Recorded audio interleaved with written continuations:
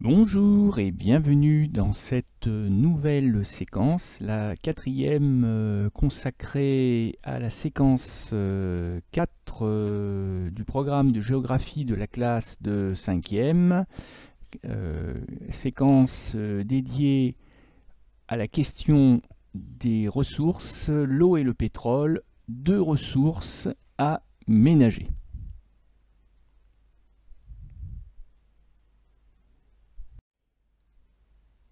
La dernière fois, nous avons évoqué une ressource ô combien vitale pour l'homme, l'eau douce, l'eau potable, une ressource que l'on a vue inégalement disponible à l'échelle de la planète, avec un accès plus ou moins facile pour les habitants de notre planète. Aujourd'hui, nous allons changer de ressource. Nous allons étudier une ressource dite fossile, c'est-à-dire non renouvelable, contrairement à l'eau douce, mais une ressource également vitale pour l'économie mondiale aujourd'hui. Nous allons nous livrer à une étude de cas sur le pétrole.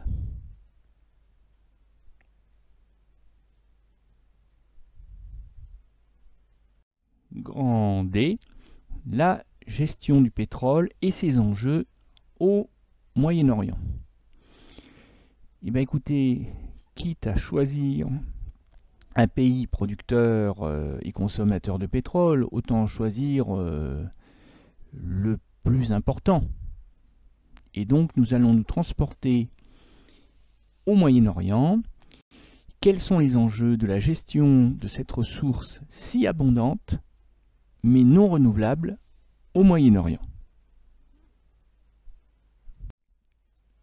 En géographie, vous le savez, on commence toujours par situer dans l'espace. Donc si on regarde où se situe le Moyen-Orient sur un planisphère, eh bien on se rend compte qu'en classe de 5e, on connaît déjà très bien la région puisqu'on l'a croisée en histoire lorsque l'on a étudié les débuts de l'islam, Muhammad, l'hégire de 622, etc. etc. Et bien oui, c'est exactement la même région. D'ailleurs, au Moyen-Âge, les musulmans connaissaient l'existence du pétrole, mais évidemment, le pétrole n'était pas utilisé de manière aussi intensive et n'avait pas cette importance primordiale qu'il a aujourd'hui. Donc en fait, on est dans cette région qui est un carrefour mondial entre trois continents, l'Europe au nord-ouest, l'Afrique à l'ouest, le reste de l'Asie à l'est, puisque je vous le rappelle, le Moyen-Orient se situe en Asie, mais c'est une immense presqu'île, la presqu'île arabique, qui est séparée de l'Europe par la Méditerranée et la mer Noire, au nord, à l'ouest séparée de l'Afrique par la mer Rouge, et puis en partie séparée du reste de l'Asie par ce que l'on appelle, cette échancrure maritime à l'est, là, ce qu'on appelle le golfe Persique. Et c'est cette région-là qui va donc constituer le cadre géographique de notre étude.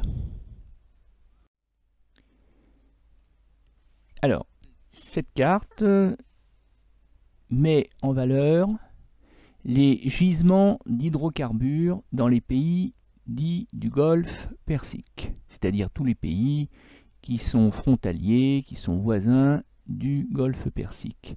Et on se rend compte que les hydrocarbures, en fait, c'est deux choses. Les hydrocarbures, c'est le pétrole, mais aussi le gaz naturel. Alors le pétrole, il est à l'état visqueux, mais néanmoins liquide, liquide très épais.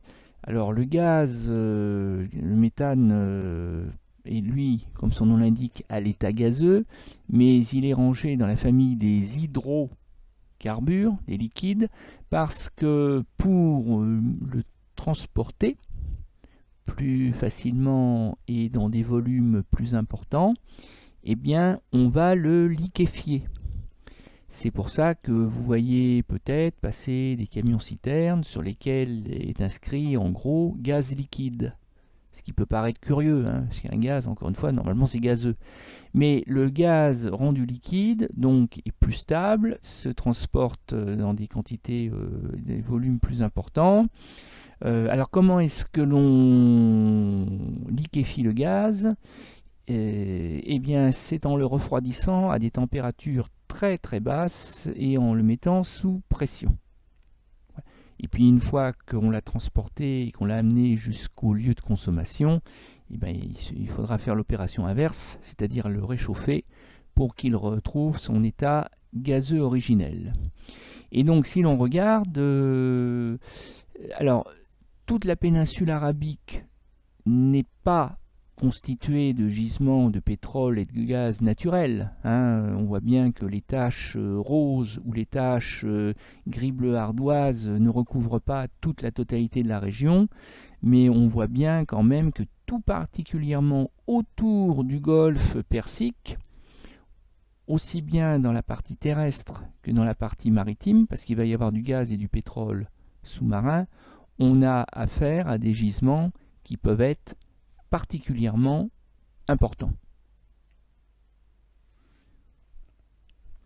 Et on voit que tout autour de ces gisements, l'homme a mis en place des équipements, en particulier des infrastructures de transport, parce que tout l'enjeu ne consiste pas seulement à puiser le pétrole ou le gaz dans le sous-sol terrestre ou maritime, mais il va ensuite falloir le transporter parce qu'il ne va pas être consommé sur place, ou du moins pas en totalité, loin s'en faut.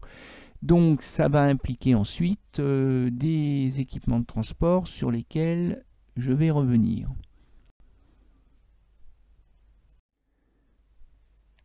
Alors en fait, comme bien souvent, la richesse de la région se cache, se dérobe à la vue des hommes, parce que effectivement, l'Arabie saoudite, la péninsule arabique, si on va par là, c'est un désert aride, une région très répulsive, difficile à vivre pour l'homme qui pendant longtemps s'est contenté d'un peuplement nomade et très ponctuel, avec de faibles densités de peuplement.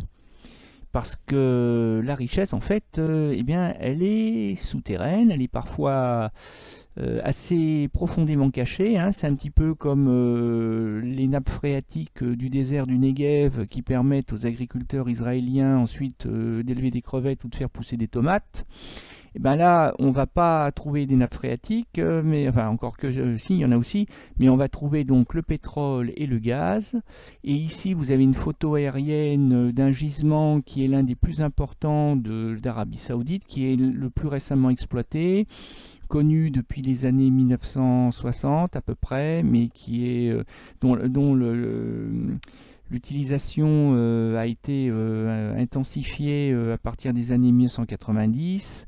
Il est donc situé en Arabie Saoudite, pratiquement sur le littoral du golfe Persique. Et donc, chaque jour, on produit 550 000 barils de pétrole brut. Et si ça ne vous parle pas beaucoup, le baril de pétrole, eh bien, sachez qu'un baril représente 159 litres. Donc c'est quand même une production vraiment intensive et majeure. Alors, vous me direz, après, pour transporter le pétrole, comme on est pratiquement sur le littoral du golfe Persique, eh bien, le plus simple, c'est de le transporter par tuyaux. Des tuyaux soit souterrains, soit posés à même le sol. Dans le cas du désert saoudien, posé à même le sol, ça ne pose pas de problème. Ça coûte moins cher que d'enterrer ces fameux tuyaux, que les Britanniques appellent pipeline, mais que les Français appellent oléoduc, parce que oléo, ça vient de oil. Oil, c'est l'huile. Or, le pétrole, c'est une huile, et donc oléoduc, ça veut dire des tuyaux qui vont transporter sur des distances plus ou moins considérables, le pétrole. Sauf que dans le cas de l'Arabie Saoudite, comme elle a des relations assez tendues, dirons-nous, avec certains de ses voisins du Golfe Persique, pour sécuriser le transport et l'acheminement du pétrole dans la région, pour éviter une mauvaise surprise, comme par exemple une guerre avec notamment l'Iran, eh bien, les Saoudiens ont décidé de déplacer le pétrole de Sheba sur toute la transversale finalement est-ouest. Alors pas déplacer le gisement, hein. Le gisement il reste à sa place, on ne peut pas déplacer les poches de gaz ou de pétrole, mais par contre le pétrole va donc être déplacé sur plus de 1200 km pour arriver sur un port pétrolier spécialisé qui lui est dans une région considérée comme beaucoup plus calme sur le plan politique, sur le bord de la mer Rouge. Et donc ça permet d'éviter le Golfe Persique. Évidemment, ça augmente le coût du pétrole, le prix du pétrole. 1200 km de tuyaux, ça coûte cher, mais c'est pas grave, c'est les clients qui paieront. C'est-à-dire ceux qui achèteront le fameux or noir, puisqu'on peut le surnommer ainsi. Alors, une fois arrivé à destination, c'est-à-dire au port pétrolier, eh bien on stocke les barils de pétrole, enfin le pétrole, on le stocke dans d'immenses cuves qu'on aperçoit en arrière-plan de la photo du haut, on dirait on dirait des faisselles de fromage blanc posées les unes à côté des autres. Ce sont des cuves immenses parce qu'on se trouve dans un port pétrolier, un terminal pétrolier comme on l'appelle aussi, donc un port spécialisé dans le commerce des hydrocarbures. J'imagine qu'il est sévèrement interdit de fumer à proximité des installations, vous comprenez pourquoi. Et ensuite, on vide les cuves au fur et à mesure, avant de les remplir à nouveau, bien sûr. On les vide en déplaçant le pétrole de la cuve jusque dans des navires eux-mêmes spécialisés. Donc, avec un nouveau oléoduc, mais là qui ne fait que quelques centaines de mètres au maximum, jusque dans les cales des superpétroliers qu'on appelle aussi les tankers. Tank en anglais ça veut dire citerne, et donc aujourd'hui il est courant de voir des super tankers de 300 000 ou de 500 000 tonnes qui donc à peu près l'équivalent d'une journée de production du gisement de Sheba, et qui vont ensuite partir à destination des clients européens, chinois, nord-américains, voilà, en priant pour que tout se passe bien, parce que évidemment quand un de ces navires coule, eh bien ça provoque ensuite ce qu'on appelle une marée noire, avec des conséquences qui sont même forcément désastreuses pour l'environnement.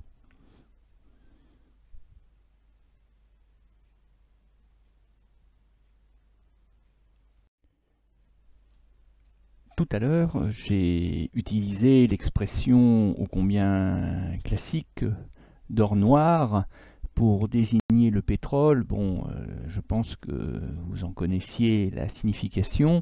Sinon, je vous renvoie à l'album de Tintin Au pays de l'or noir, à lire d'extrême urgence, ne serait-ce que pour découvrir ce qui arrive aux malheureux Dupont et Dupont au cours de cette célèbre aventure de Tintin et Milou. Alors autrement, qu'est-ce que nous montre ce graphique circulaire, surtout pas un graphique camembert, que nous montre ce graphique circulaire? Eh bien, il évoque les réserves prouvées, c'est-à-dire les réserves connues, de la ressource pétrolière dans différents pays de la planète. Et si je vous demande quel est le pays pays qui possède les principales réserves de pétrole au monde, il ne faut surtout pas bêtement répondre le reste du monde avec 52,3%. Parce qu'effectivement, 52,3%, personne ne dit mieux.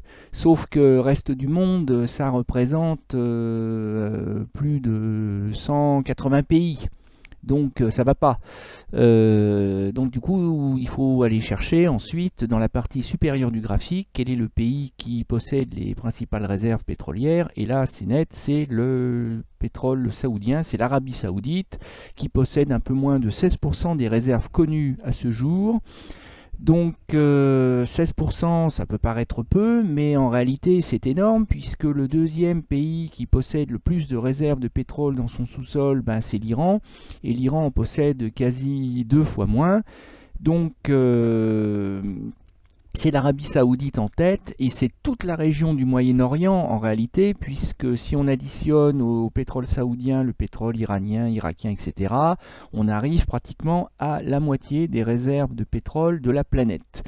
C'est bien pour ça que les pays de l'or noir, c'est le Moyen-Orient. Alors, le second graphique est toujours lié au pétrole, mais cette fois-ci à sa production, c'est-à-dire le pétrole que l'on va non pas garder dans le sous-sol, mais que l'on va extraire du sous-sol pour l'utiliser. Alors, là, on a un graphique en barre, hein, ça nous change du graphique circulaire, et on a mis en valeur la production de pétrole de quelques pays du Moyen-Orient. Et on a pris soin de vous préciser quelle est la part qui est consommée sur place, c'est ce qui est en bleu, et la part qui est exportée, c'est-à-dire transportée par oléoduc jusqu'aux terminaux pétroliers du golfe Persique ou de la mer Rouge pour y être ensuite vendue, expédiée dans le monde entier. Et comme vous pouvez le voir, au passage, les pays pétroliers du Moyen-Orient exportent beaucoup plus qu'ils ne consomment sur place. C'est particulièrement vrai d'ailleurs pour le Qatar, le pays le plus à droite du graphique, mais c'est valable pour tous les autres pays. C'est peut-être moins valable pour l'Iran, qui consomme plus qu'il n'exporte, mais pour une raison qui est politique. Les États-Unis, qui sont très fâchés, on va dire, avec l'Iran, ont tellement menacé les autres pays de la planète de sanctions économiques et commerciales que ces pays, à commencer par la France, n'achètent pas de pétrole à l'Iran. Donc si la part des exportations iraniennes est si faible, c'est pas que le pétrole iranien est de mauvaise qualité ou que les Iraniens ne veulent pas le vendre, c'est juste qu'ils ne trouvent pas de clients. Et je pense que malheureusement pour les Iraniens, la situation a dû considérablement s'aggraver depuis 2014 d'ailleurs, avec le président Trump à la tête des États-Unis. Bon, ceci dit, qu'est-ce qu'on constate à nouveau? Eh bien, c'est que l'Arabie Saoudite est à nouveau en tête. Donc, l'Arabie Saoudite cumule 2 records du monde. Record du monde de possession de pétrole dans son sous-sol, hein, les réserves connues. Et puis, record du monde de production journalière ou même annuelle, peu importe. C'est le pays qui possède le plus de pétrole et qui en vend le plus, qui en produit et qui en vend le plus au reste du monde. Et c'est grâce à l'or noir que aujourd'hui les pays du Golfe, comme on les appelle, hein, du Golfe Persique, ils étonnent le monde. Si vous avez l'occasion de vous rendre un jour aux Émirats Arabes Unis, ce micro-pays qui se trouve au bord du golfe Persique, ou si vous allez en Arabie Saoudite, si vous allez au Qatar, vous verrez des cités qu'on peut qualifier de futuristes, hein, qui donnent l'impression finalement que le quartier de Manhattan à New York, finalement c'est pas grand-chose. On voit des tours monumentales, hein. Il y a une course à la verticalité, on voit des lumières partout, on en conclut que la consommation d'électricité doit être phénoménale, et effectivement elle l'est, je vais vous le prouver dans quelques instants. Tout cela, ça respire la richesse, et pour cause, hein. ce véritable miracle du développement économique et social, il est dû aux ressources du pétrole, puisque le pétrole, ça a été pendant longtemps la seule ressource vendue par les pays du Golfe. Et donc, ça a rapporté de quoi dépenser des milliards de dollars, hein, pour construire des villes, construire des équipements, construire des autoroutes, voilà, et aussi construire des usines de dessalement d'eau de mer bien indispensables pour permettre de satisfaire les besoins en eau douce d'une population qui par ailleurs se trouve dans un milieu particulièrement aride et pauvre en ressources d'eau douce, comme nous l'avons vu lors de la séance précédente.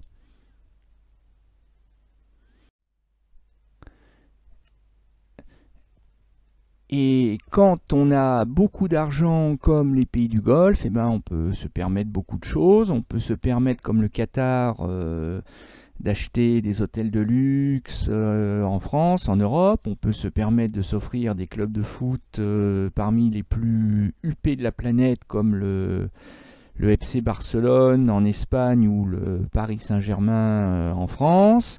On peut aussi construire le plus grand système de transport en commun au monde pour l'Arabie Saoudite, avec ce que vous avez sous les yeux là, qui ressemble à une sorte de gigantesque paquebot, mais alors qui ondule, qui fait une sorte de vague. C'est cet équipement très très futuriste, très design aussi, qui est aussi flambant neuf. Eh bien, c'est une des stations de métro de la capitale de l'Arabie Saoudite, c'est-à-dire Riyad. Tout simplement.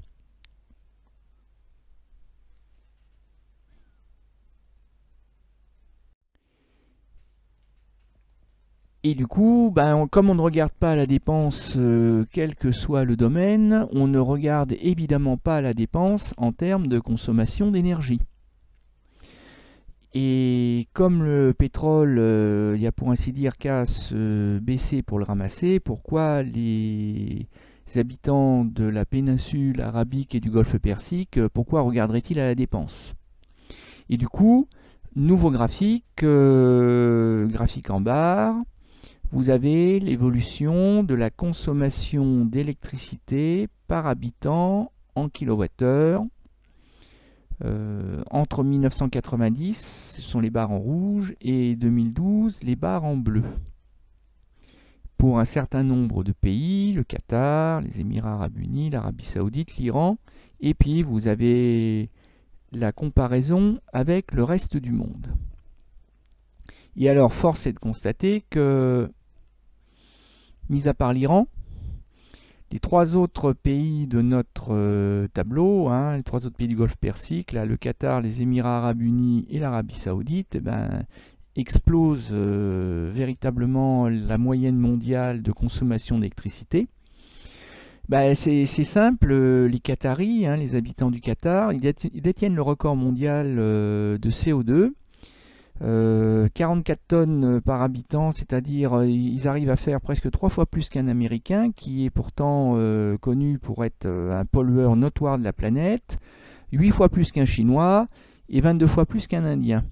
Alors quel lien entre, me demanderez-vous, entre les émissions de CO2, autrement dit la pollution, et puis la consommation d'énergie? C'est tout simplement que pour produire l'électricité, dans les pays du Golfe Persique, on va brûler du pétrole. En France, c'est bien connu, on n'a pas de pétrole, mais on a du nucléaire, donc on va utiliser des centrales nucléaires. Mais dans les pays du Golfe Persique, pourquoi ferait-on appel au nucléaire? Puisque, encore une fois, on a du pétrole à n'en savoir que faire, et qui ne coûte quasiment rien. Donc du coup, on brûle du pétrole. Et en brûlant du pétrole, eh bien, on pollue la planète. Même chose pour les usines de dessalement d'eau de mer. Certes, elles permettent de produire de l'eau douce et de permettre aux habitants de vivre et même de gaspiller, de vivre confortablement et même de gaspiller l'eau. Mais pareil, on utilise, pour faire fonctionner les usines de dessalement d'eau de mer, on utilise du pétrole. Parce que ça coûte rien.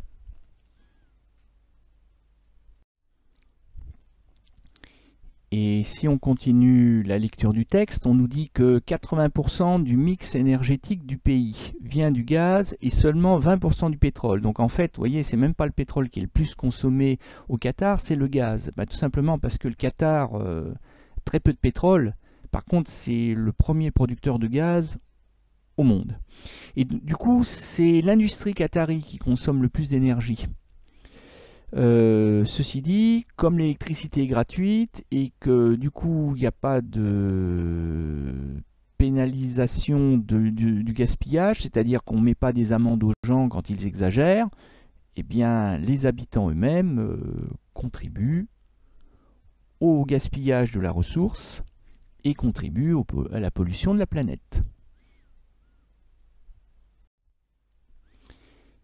Et le moins que l'on puisse dire, c'est que les pays du Golfe Persique, quand ils surconsomment de l'énergie, ils ne le font pas de manière clandestine.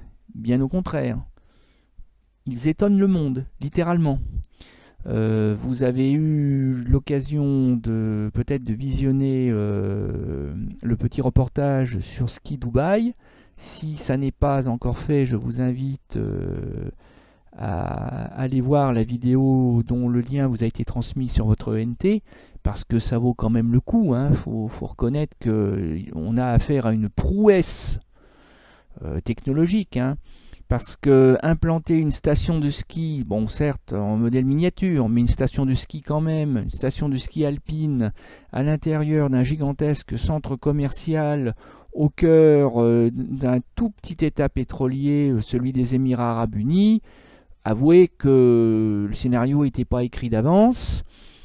Et cet aménagement est donc particulièrement vorace en énergie, mais aussi en eau. Et ça, c'est bien le problème, parce que autant le pétrole, on en a à n'en savoir que faire dans le sous-sol, autant l'eau est rare. Et donc, du coup, voilà, il faut dessaler l'eau de mer. Et je vous ai dit que c'était particulièrement polluant. Mais en fait, pourquoi cette station de ski Dubaï ? C'est pas tellement par passion du ski, parce que c'est pas forcément dans l'ADN, dans la culture des Émiratis, des habitants des Émirats Arabes Unis. Éventuellement, la plupart d'entre eux sont tellement riches que s'ils ont vraiment envie d'aller skier dans les Alpes, ils prennent l'avion et ils vont skier dans les Alpes. Mais en fait, ils veulent montrer qu'ils sont tellement riches, tellement puissants, qu'ils ont les moyens de dompter jusqu'aux caprices de la nature. Ça paraît impossible de faire pousser entre guillemets une station de ski au milieu d'un des déserts les plus arides du monde. On va le faire. C'est la même démarche qui pousse le Qatar à organiser la Coupe du monde de football de 2022 en promettant que les stades seront entièrement climatisés, c'est-à-dire non seulement les tribunes, mais carrément la pelouse. Ça paraît quasi impossible, ils vont certainement réussir à le faire. Par contre, la consommation, je ne voudrais pas être celui qui paiera la facture d'eau, la facture d'énergie, et surtout le coût environnemental va être, à mon avis, dramatique. Mais ça n'est pas non plus que pour épater la galerie, si je puis dire, et pour faire les malins en montrant au reste du monde, vous voyez ce que nous, on est capable de faire autour du Golfe Persique. C'est aussi parce que les pays du Moyen-Orient sont bien conscients qu'on entre déjà dans ce qu'on appelle l'après-pétrole. C'est-à-dire que même si le pétrole reste abondant, j'arrête pas de vous dire qu'il suffit presque de se baisser pour le ramasser, malgré tout, on sait que c'est une ressource fossile, qu'elle n'est pas renouvelable donc qu'un jour ou l'autre il n'y aura plus suffisamment de pétrole pour faire tourner les moteurs, les usines de dessalement, voilà. Donc du coup, les pays du Golfe Persique savent qu'ils vont perdre la poule qui pond les œufs d'or, pour reprendre une image familière. Donc ils sont en train de diversifier leurs activités, tout simplement pour le jour où ils ne pourront plus compter sur les ressources pétrolières. Et les pays du Golfe Persique ont choisi l'événementiel et le tourisme de masse. Les deux étant liés, l'événementiel, c'est tout ce qui tourne autour du sport, l'organisation de la Coupe du Monde au Qatar en 2022, c'est-à-dire que ça génère des droits télévisés, parce que vous allez après avoir des milliards de téléspectateurs, donc tout ça, ça va rapporter de l'argent si vous possédez les droits de vente des émissions de télévision, par exemple. Et puis, ça va faire venir des touristes du monde entier, et pas n'importe quel touriste, les touristes riches, c'est-à-dire ceux qui sont les plus à même de dépenser et qui vous permettront de rentrer très largement dans vos frais. Donc en fait, toutes ces installations hyper voraces en énergie ou autres, eh bien c'est pour préparer, c'est pour gérer l'après-pétrole. Et si vous avez trouvé que Ski Dubaï c'est too much, que c'est vraiment déjà trop et trop pour l'environnement, eh bien que direz-vous quand vous découvrirez que à Dubaï on est en train de finir de construire cette énorme baleine, ça a la forme d'une baleine, mais en fait c'est une nouvelle piste de ski, mais alors cette fois-ci XXL, et ça prouve que dans la course au gigantisme et à la consommation d'énergie, eh bien dans les Émirats Arabes Unis comme ailleurs, on n'arrête pas de repousser les limites du possible et du concevable. Jusqu'à quand? Ça c'est la question. Après la vidéo sur Ski Dubaï, je vous propose de regarder une seconde vidéo, un second reportage, toujours concernant les Émirats Arabes Unis, mais cette fois-ci sous un angle beaucoup plus durable. Vous allez découvrir un projet pas plus fou finalement que la station de ski Dubaï. Vous allez découvrir le projet Masdar City, qui est déjà d'ailleurs plus qu'un projet, puisque comme vous allez le voir, la ville est déjà sortie de terre, ou du moins de nombreux quartiers existent déjà.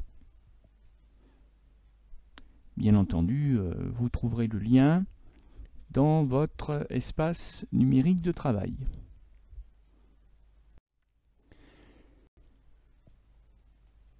Heureusement, toujours aux Émirats Arabes Unis, on a aussi compris que la course au gigantisme et à l'hyperconsommation d'énergie, ça pourrait n'avoir aussi qu'un temps, parce que vous l'aurez compris, même si je ne l'avais pas encore dit, on est clairement dans un développement qui n'est pas durable,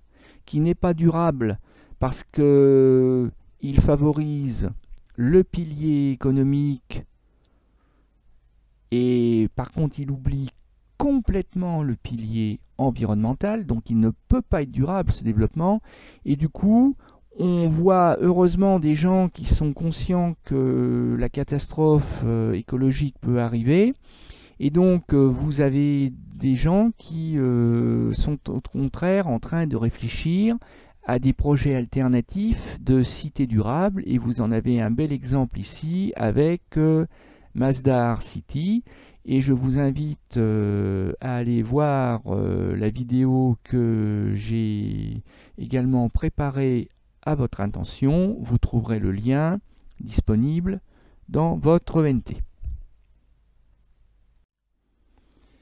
Alors vous voyez que avec Masdar City, on tourne définitivement le dos à l'heure noire. On est clairement déjà engagé dans l'après-pétrole, et c'est d'ailleurs pour ça qu'on est dans un projet de développement durable, parce que l'énergie ne manquera pas, mais elle sera fournie par une source d'approvisionnement en théorie renouvelable à l'infini, du moins à l'échelle humaine, et cette ressource, eh bien, c'est l'énergie solaire. Hein, parce que les niveaux d'ensoleillement dans cette région du monde sont tels que ça remplacera largement le pétrole, et à un moindre coût probablement matériel, hein, parce que là on n'aura pas à s'embêter forcément avec des milliers de kilomètres d'oléoducs, et puis surtout ça sera beaucoup moins polluant, parce que les centrales d'énergie solaire polluent très peu. Ce qui pollue, bon, c'est les panneaux destinés à capter l'énergie solaire, mais comme en plus ils sont de plus en plus recyclables, le problème devrait être réglé d'ici quelques années. Donc là, Masdar City est devenu une vitrine des énergies renouvelables, et ça permet d'être un peu plus optimiste pour l'avenir des habitants de cette région du monde, s'ils choisissent Masdar City plutôt que Ski Dubai, évidemment. Alors, on en arrive à la fin de notre séance, donc place à notre exercice de synthèse, hein, et donc vous l'aurez compris, la gestion de l'or noir n'est pas du tout durable, et donc je vais vous demander de réinvestir tout ce que vous connaissez sur le développement durable, et donc chacune des cases va être soit coloriée pilier par pilier, pilier économique, pilier social, pilier environnemental, soit en vert si vous estimez que c'est positif, soit en rouge si c'est négatif. Et la dernière ligne du bas, nous la compléterons ensemble. Vous voyez qu'il manque un mot, hein, bilan, bilan, bilan. Oui, ben justement, quand on aura fini de colorier, on verra quelle est la conclusion qui s'impose. Donc mettez-moi sur pause le temps de faire tranquillement l'exercice. Alors pour ce qui est du pilier économique, là très clairement les voyants sont plutôt en vert, hein, 50% des réserves mondiales en pétrole pour le Moyen-Orient, ça c'est plutôt positif. L'Arabie Saoudite, premier pays producteur de pétrole au monde, c'est évidemment positif. Le Qatar, producteur numéro 1 au monde de gaz naturel, pareil. Les hydrocarbures ont favorisé le développement de la région et ont beaucoup enrichi les habitants, bah ça c'est en vert. Par contre, les hydrocarbures sont des ressources non renouvelables. Et ben oui, ça, malheureusement, c'est le point faible. Sur le plan social maintenant, si on évalue le pilier social, bah, là aussi il faut reconnaître que c'est plutôt bon, hein. Des équipements de santé modernes, performants, une urbanisation rapide, spectaculaire, une société plus ouverte et libre. Notamment les femmes qui ont obtenu depuis quelques années le droit de conduire une voiture sans la présence d'un homme à bord. Tout ça c'est lié au développement économique aussi. Tout ça c'est positif. La pauvreté c'est un phénomène extrêmement marginal, hein. Il n'y a pas de pauvres dans cette société, ou alors évidemment il y a toujours des gens moins riches que les autres, mais de là à les considérer comme pauvres, bon.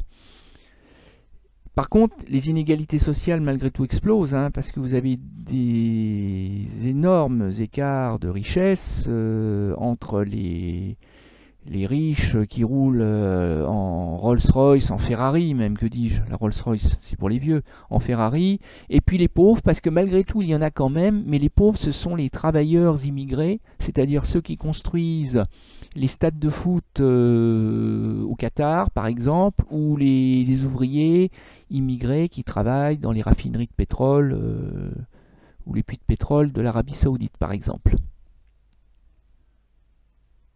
Mais le bilan est quand même globalement très positif.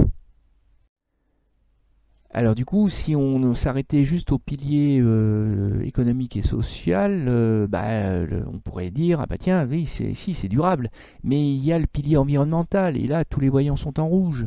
Les puits de pétrole qui polluent les nappes phréatiques, les projets comme Ski Dubai qui sont absolument insensés, tellement ils sont polluants et énergivores, l'eau, ressource rare, qui est sursollicitée par ces projets, Les Qataris numéro 1 mondiaux en consommation d'énergie, vous vous rendez compte, ils écrasent la concurrence américaine et chinoise. Et la prise de conscience de l'après-pétrole, elle est lente. Elle est lente parce que, effectivement, oui, oui, d'accord, un jour il n'y aura plus de pétrole, mais là, pour l'instant, il y en a encore beaucoup. Alors on peut continuer comme ça encore longtemps. Vous voyez, c'est ça, cette absence de prise de conscience pour beaucoup, qui font que là, le bilan, bon, il est catastrophique et pas durable. Donc en conclusion, à l'arrivée, ça nous donne un bilan satisfaisant pour le pilier économique, un bilan satisfaisant aussi pour le pilier social, mais alors pour le pilier environnemental, c'est un bilan catastrophique.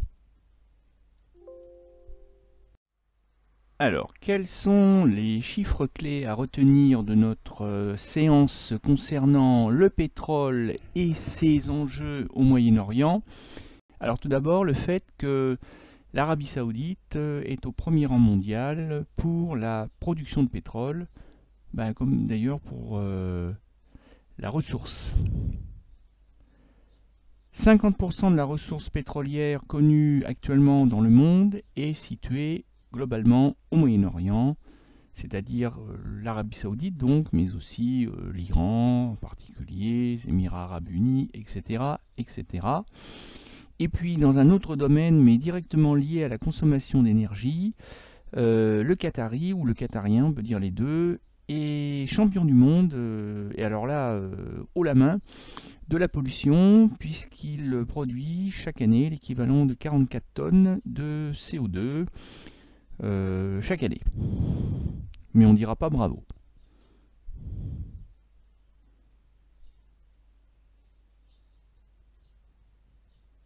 Voilà, nous en avons presque terminé avec notre séance du pétrole et de ses enjeux au Moyen-Orient. Il ne nous reste plus maintenant qu'à découvrir ensemble la leçon, la trace écrite. Donc je la lis pour vous et avec vous, si possible. Les pays pétroliers et gaziers du Moyen-Orient détiennent à eux seuls 50% de la ressource mondiale en pétrole et 40% du gaz naturel. L'Arabie Saoudite est le premier producteur mondial, 16% de la production totale. Le Qatar est le principal État gazier du Moyen-Orient devant l'Arabie Saoudite. Ces pays sont associés dans l'Organisation des pays exportateurs de pétrole, OPEP, qui fixe volume de production et prix de vente de l'or noir. Les hydrocarbures ont permis aux pétromonarchies un développement spectaculaire. Ressources fossiles, donc non renouvelables, le pétrole est si abondant que l'électricité d'origine pétrolière est gratuite. Dès lors, la consommation d'énergie explose. Des projets énergivores voient le jour, comme la station de ski Dubaï, aménagée depuis 2005 en plein centre commercial, aux portes du désert. Le Qatar détient le record mondial d'émissions de CO2 par habitant, devant les Émirats Arabes Unis. La prise de conscience de la nécessité de préparer l'après-pétrole est tardive mais néanmoins réelle. En témoigne la cité écologique Masdar City aux Émirats Arabes Unis, qui fonctionne à l'énergie solaire renouvelable. Voilà, je vous souhaite un bon apprentissage de la leçon et je vous dis à bientôt pour, et oui déjà, la mise en perspective. Bonne journée!